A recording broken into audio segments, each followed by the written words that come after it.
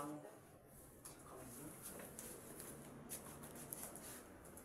Kushita. parang alam na naman ni Sir kung paano ang gushita eh. Hindi ba po ba? Parang Gushita. po kung dapat... Paano ginagamit ang gushita? Okay? Bakit po pinano kayo ng Korean keyboard? Kasi nga po, syempre kailangan nyo mag-type ng keyboard. Pag ikinalit nyo po yan, ipapaliwanag niya po yan in Filipino.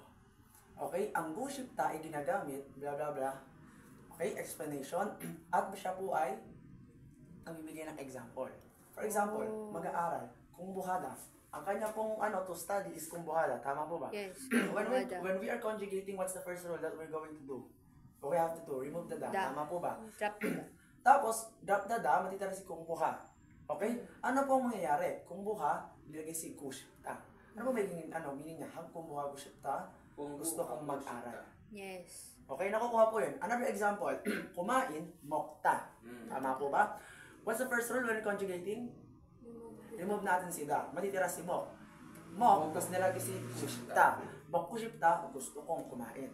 Nagigets niyo po? Yes. Okay, one more example. Ito pa po. Koku shippoyo. Ibig sabihin, gusto kong maglakad. Kotta, from the word kotta, remove the da, kot, tapos nilagay si kushippo, o kushipta. Bakit po kaya yung shipta, naging shippoyo?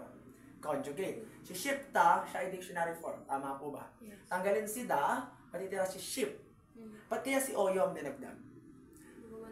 Kasi, consonant. If consonant ang dulo natin, ang magpipilian natin ay yung dalawa, si ayo, oyo. Bakit oyo ang nilagay?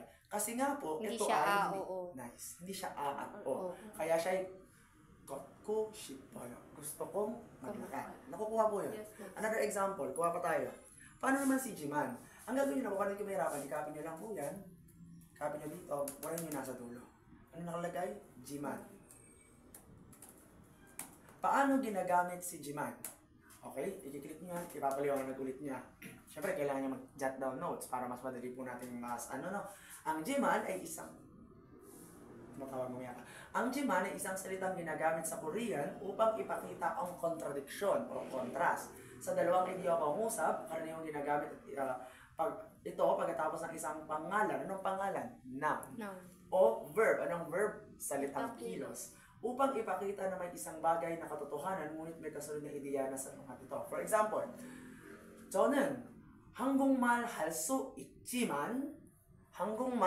있지만 아직도 못해요. Ibig sabihin, kaya ko mag-Korean pero hindi ko pa kaya. Nakukuha po yung gamit niya. Let's use this in a sentence.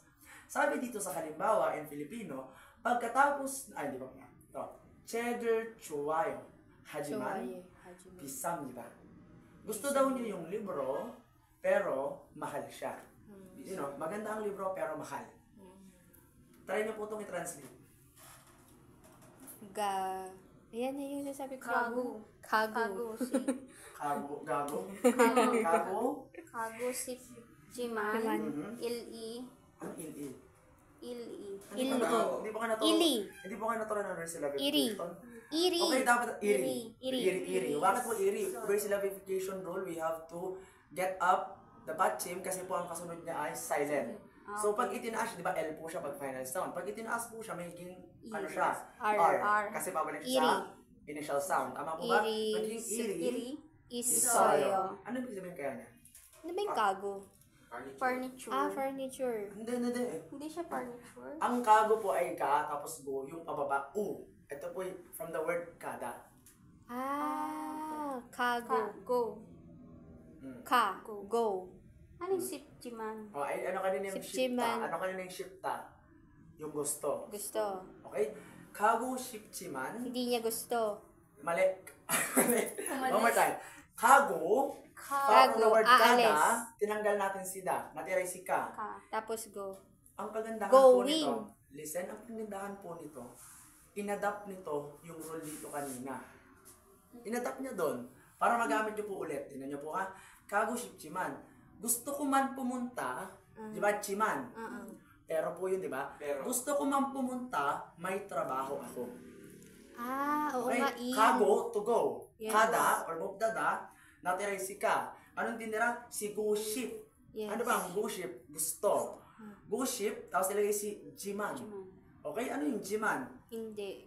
Ang jiman ay contrast ng idea. Kuwari ay, example, kumain ako ng madami, pero gutom pa ako. Ayun si jiman. Okay? Ibig sabihin, gusto niyang pumunta ka, to go, gushipta, I want, or gusto, ship, gusto kong pumunta, jiman, pero, iri is soyo. Anong Trabaho. Trabaho. This is ang subject marking particle. Tama po ba? Yes. Si iri is soyo. Ibig sabihin, gusto kong pumunta pero may trabaho ako. One more time. Harid po to. Iyong wanun, Ichemi, Ijiman, Moroyo. Keimi Jiman. Kiroyo. Kiroyo. Kiroyo. Kiroyo.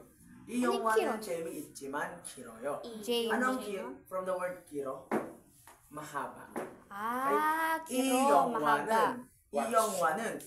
This movie ay chemi. From the word chemi, masaya or enjoyable. Kimi isayo. Chemi, Chemi. it's Chemi. chiman. Ginamit siya si chiman. Kaso, Chemi, masaya it's chiman. Kaso, mahaba. Sabi, Hmm. ang pelikulang ito ay masaya pero mahaba. Nakukuha po yung point nun. Okay? Kasi ito naman po ay ating pang pag-uusapan pa sa pinaka. Ang kagandahan lang po nito, kung aaralin nyo na po siya sa bakay, pag actual na nagklase po tayo nito, dire-diretso. Yes. Kasi syempre alam nyo na eh. Yes. Okay? Ay, may formula pa siya. Verb, adjective, jiman. Noun, ijiman or jiman. Okay, nakikita nyo naman po yung lahat dyan po. Ano? Hakyu jiman. What is hakyu? School. School. Hakyu jiman. Hakyo is cool. Nakigets niyo po si jiman.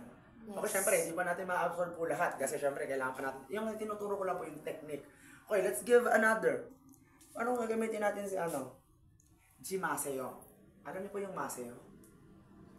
Ano natin? Gawin. Yun. I-copy natin. Tapos ating palitan. Haji mo kasi o G, ma. igigil mo yan. Okay, magkahiwalay ba? Actually, sir, may isang feature pag nasa phone. I can take a picture of this. Tapos sasabihin ko lang kay ChatGPT na gawin niya to. Po, pwede nga po yun. Pwede po talaga yun. Para hindi ka manual. Kaso ayun eh, mag-type. ano yun? Ano yun, may bayad yun. Hindi po. May bayad yun. Meron. 5 try lang ata yun. Apo. Ayun nga lang. Yun lang. Ang kagandahan lang po dito, kapag atin po iniisa-isa, itinatype natin siya. Yeah. Once na we type Hindi this, kasi na- parang, syempre, marirecord nyo yun. Kasi Yes. kayo nag-type eh. Okay? Paano ginagamit ang jimaseo? Okay? Jimaseo. Ayun po ay grammar. Sabag- When we talk about grammar, ilang beses natin siya hinahati. Dalawa. Dalawa. Formal and casual Okay. polite. Sabi dito, si jimaseo ay isang forma ng negatibong utos o pagpapayo na ginagamit upang magsabi ng isang tao na huwag gawin ng isang bagay. Tama si sir. Okay? Karaniwang ginagamit ito sa kapag nais mong magbigay ng isang magalang na utos o hinihikayat ng isang tao na itigil ang isang aksyon. For example, mokchimaseo. Ano ibig sabihin nun? Ano kaya ibig sabihin nun? Mokchimaseo. Huwag kang kumain. Huwag kang kumain. Nakukuha ko yun. Ano, sinabi kong korojimaseo. What's koro? Koro? Walk. Huwag kang maglakad. Huwag kang mag... Paano pag sinabi Koro kong is lakad. bujimaseo? Huwag kang manood. Huwag kang manood o huwag mong tingnan. Okay? Okay, pagkatapos ng stem ng chimaseo, ang nilalagay ay verb. Okay, nakalagay po dyan verb. Anong verb? Salitang kilos. Okay, kada. Anong kada? To go. Okay? Kajimaseo, huwag kang pumunta. Mokta, mokchimaseo, huwag kang kumain. Hada, hajimaseo, huwag mong gawin. Okay? Hajimaseo. Nakukuha po yung Opo, technique. opo. Another example. Hindi tayo sa malayo. Download ko lang din mga... Pero syempre, kapag Sa para GPT. mas maayos, sumunod po kayo sa pagkakasunod-sunod. Sinay niyo ba sa yan? Sa GC? Ito po. Ito? Oo. I-up ko yung link mamaya. Sige, te. Salamat, te. Yes. Hindi kasi ako pala kapitan sa cellphone. Kiwihe. Ibig sabihin niya nito to for you. Kiwihe. Okay?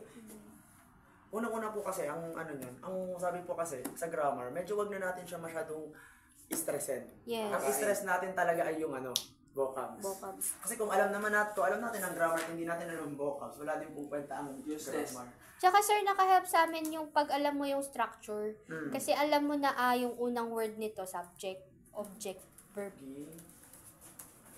Nangalay ako. Time, Kiwihe. location. Okay? Ayun si kiwihe. Paano ginagamit ang kiwihe? Okay? Okay, enter natin dyan. Ay, bakit may won doon? Alam na naman yun yun. Ang giwihe ay ginagamit upang ipakayag ang layunin o dahilan ng isang aksyon. Ito ay katumbas ng para or upang sa Pilipino. Okay? Giwihe ay karaniwang ginagamit pagkatapos ng verb. Ano ang verb? Salitang kilos. Upang ipakita ang layunin ng isang aksyon ay upang makamit ang isang particular na bagay. For example, punta tayo dito. What is kumbuhada? Kungbu. Okay. Ano may ibig sabihin nito? Sang-seng. Hakseng. Songgong. Songgong hake. Songgong hage. From the word songgong hada, what is songgong hada? To success or to pass.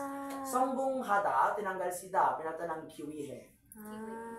Okay? Nagigets po yun. Kasi diba, when we are conjugating, you always remove the da. Tama po ba? Yes. We remove the da at pinata natin ng grammar na giwihe.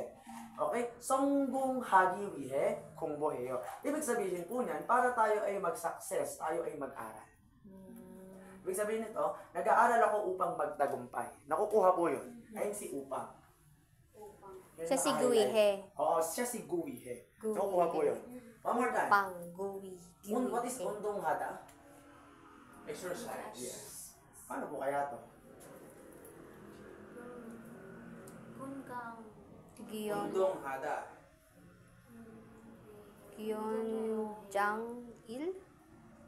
Giyong Jang Il? Ano giyong? Gong, kongang, Gonggang. health. Health. Gonggang. Kongan, Gonggang Il. Exercise. Konggang rule. kongan을 위해, kongan을 위해, Kungang, sir. Kungang. kongang, Keng. Geng. kongang, kongang, kongang. kongan을 위해 운동해요. Ibig sabihin, para daw sa ating Kalusugan. ayun, nag-e-ersisyo ko para sa kalusugan. Nakukuha po yun. Ano na example? Ano po si Kada? Go. Ano po kayo ibig nito? Pumunta. Hanguke. Again. 학교에 Hakyoe. Hak. Gyue. Akiwe. Kagi. Kagi. Gyue. Iljik. Iro.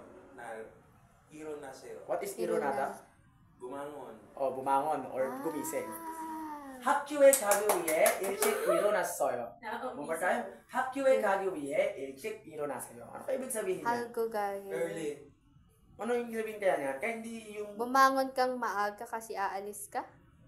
bumabangon ako ng maaga para sa school. Nagising ako ng maaga upang pumunta sa bahay. Early morning. Ano bang ilchik?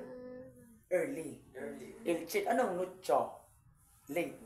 Nuchota. Ito ay ilchik. Okay? Ilchik. Yan ang karaan. Ang dami ng mga ang dami ng mga vocabs. Vocabs. Kung hindi ng mga vocabs. Dapat nililista. Pero ako talaga konti pa ang bukas. Ito, ano kaya ibig sabihin nito? Kumuhagi wiya sa kiwe ka. What is kumbuhada? To study. To study. We remove the da, Kumbuhada. pinatawag yes. Kung buhada giwi heso. Diba, ito. Wiye. Itong ito. Ang gandahan Wiye. nito. Ang kagandahan nito ni ang kagandahan ni kay ChatGPT, hindi natin alam kung anong siso. Oo. Diba? Mm. Sinabi niya dito na may so na ginagamit upang ipakita ang dahilan sa isang aksyon. Kunwari, Kaya, parang ganun. 배고파서 나 일에 진짜 힘들었어요. 엄청 배고팠어요. Ibig sabihin, nahirapan ako sa trabaho kaya ako'y nagutom. 배고파서. For example, tinanong mo sa akin, bakit ikaw mukhang pagod? 배고파서. Kasi gutom ako. Pero Ayun yung so. Sir, kapag ka naman matanda ako sa mo, yun so magiging yo. 배고팠어요.